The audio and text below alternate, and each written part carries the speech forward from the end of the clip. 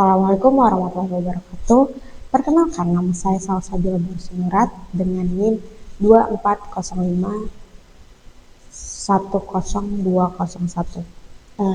Jadi di sini saya akan mempresentasikan hasil analisis saya mengenai suatu putusan hakim, di mana saya mengambil tema yaitu analisis yuridis tuntutan penghapusan paten atas invensi sistem manajemen transaksi pelanggan, di mana putusan ini berkenaan atau mengenai dengan paten. Jadi saya akan menganalisis berdasarkan hukum hak kekayaan intelektual. Dan langsung saja kita masuk ke pembahasan.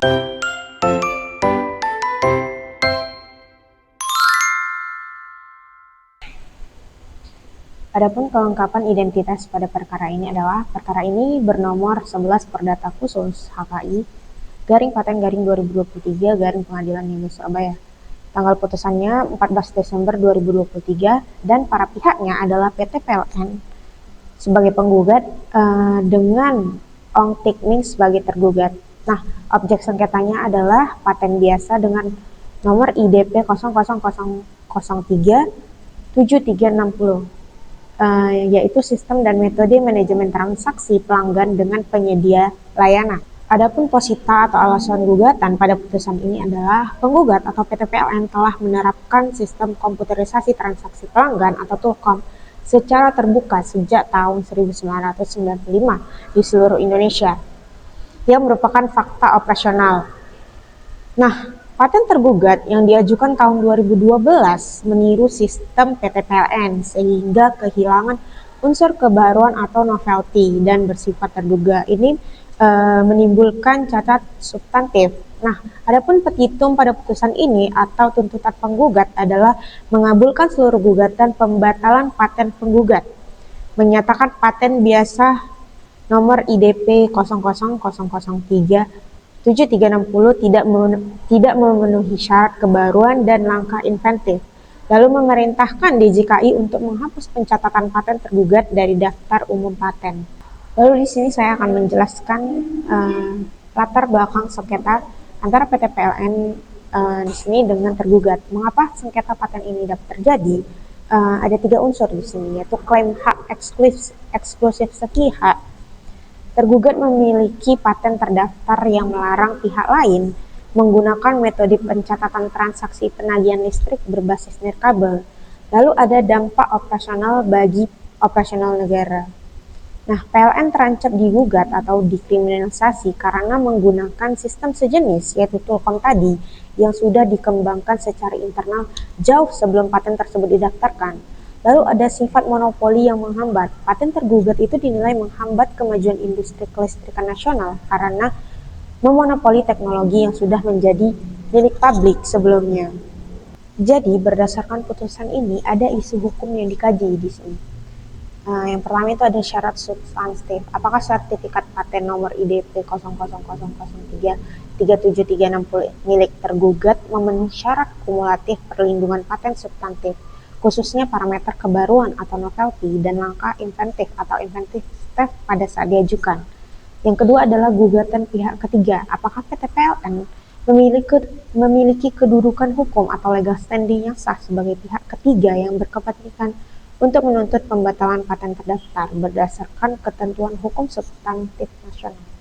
Adapun yang menjadi dasar hukum substantif pada putusan ini adalah Undang-Undang Paten Pasal 3 dan 132 Undang-Undang Nomor 13 Tahun 2016 mengatur syarat paten, yaitu baru, langkah inventif dan aplikatif, dan hak gugatan pembatalan oleh pihak ketiga.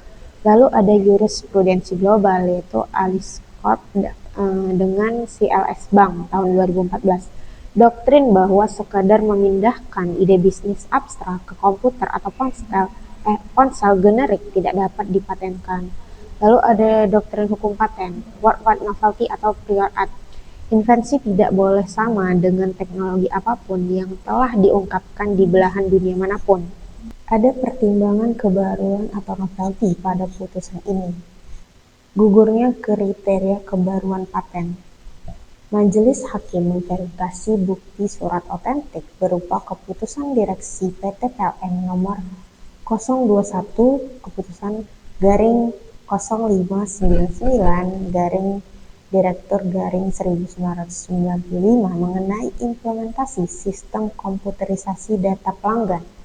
Karena arsitektur transaksi kelistrikan tersebut sudah berjalan secara terbuka sejak tahun 1995, paten tergugat yang diajukan tahun 2012 dianggap telah kehilangan unsur kebaruan mutlak atau novelty karena terhalang oleh prior art. Tergugat mengklaim invensinya inventif karena menggunakan platform telepon seluler pintar atau smartphone dan printer nirkabel portable yang berbeda secara fisik dari komputer meja atau desktop tahun 1995 milik PLN. Lalu ada batas keterdugaan atau obviousness. Hakim memutuskan bahwa memindahkan fungsi komputer desktop ke ponsel pintar tanpa mengubah esensi fungsional jaringan adalah hal biasa atau highly obvious bagi teknisi standar atau person skilled in the art. Nah, dari putusan ini saya menganalisis bahwa sikap tegas pengadilan meloloskan gugatan PLN menyelamatkan iklim industri dari praktik monopoli sistem generik demi keuntungan ekonomi private sepihak. Lalu menghapus paten tergugat mengembalikan teknologi generik ke wilayah milik bersama atau public domain, sehingga mencegah korupsi kepentingan publik. Lalu keputusan hakim memprioritaskan fungsi sosial dan kemaslahatan publik di atas monopolisme sangat tepat secara filosofis hukum. Jadi menurut saya putusan hakim ini sudah tepat dan sudah berdasarkan undang-undang dan ketentuan yang berlaku. Adapun kesimpulan dari analisis putusan saya ini adalah putusan penghapusan paten tergugat sudah memenuhi hukum material dan formil karena terbukti melanggar parameter kebaruan dan langkah inventif. Adapun rekomendasi kepada DJKI harus memperketat prior art search substantif di bidang perangkat lunak agar tidak meloloskan klaim yang bersifat umum atau generik. Nah, mungkin cukup sekian yang dapat saya sampaikan mengenai analisis putusan hakim ini. Saya akhiri dengan Assalamualaikum warahmatullahi wabarakatuh.